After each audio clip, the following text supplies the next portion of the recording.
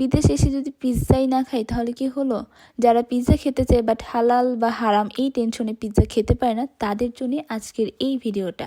আজকে আমি দেখাবো যে কোন পিৎজাগুলো হালাল এবং কোনটা হারাম।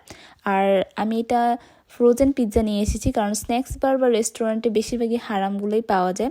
এই যে এখানে হলো যারা সুপার শপে এটা পাওয়া যায়, আর ইচ্ছে করলে আমরা কিন্তু গুগল ট্রান্সলেট বা চ্যাট জিটিপি ইউজ করে ট্রান্সলেট করে নিতে পারি।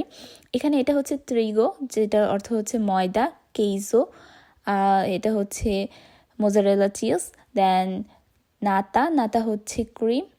এই যে ইনগ্রিডিয়েন্টস যে লেখা আছে সেটা কিন্তু ট্রান্সলেট করলে আমরা বুঝতে পারি। আর আতম হচ্ছে একটা ফিশ, এখানে আতম ফিশ বলতে টুনা ফিশকে বলা হচ্ছে। তো এই যে এই ইনগ্রিডিয়েন্টসগুলোই আছে। আরেকটা পিৎজা আছে যেটা হলো অনলি কেজো দিয়ে বানানো হয়, সেটাও হালাল। এগুলো বিভিন্ন সুপার শপ যেমন লিডল, কন্টিনেন্ট আর সামথিং অন্য কোনো সুপার শপে পাওয়া যায়, খুব ইজিলি পাওয়া যায় এবং রিজনেবল প্রাইসে সেটা পাওয়া যায়। আর বাসায় আনার পর সেটাকে 160 ডিগ্রি সেলসিয়াস অ্যান্ড 10 থেকে 12 মিনিটের মধ্যে বেক করে নিলেই হয়ে যায়। সো আমি এটা দিয়ে দিলাম ওভেনে, অ্যান্ড দেন আমি কি করব, আমি ভাবলাম যে এই 10 থেকে 12 মিনিটের মধ্যে একটা লাচ্ছি বানিয়ে ফেলি। সো আমি অরেঞ্জ লাচ্ছি বানিয়েছি। আর সত্যি কথা বলতে জব শেষে বাসায় আসলে অ্যাকচুয়ালি খাওয়ার কোনো মুড থাকে না, বাট ক্ষুধা লাগে তাই খাই।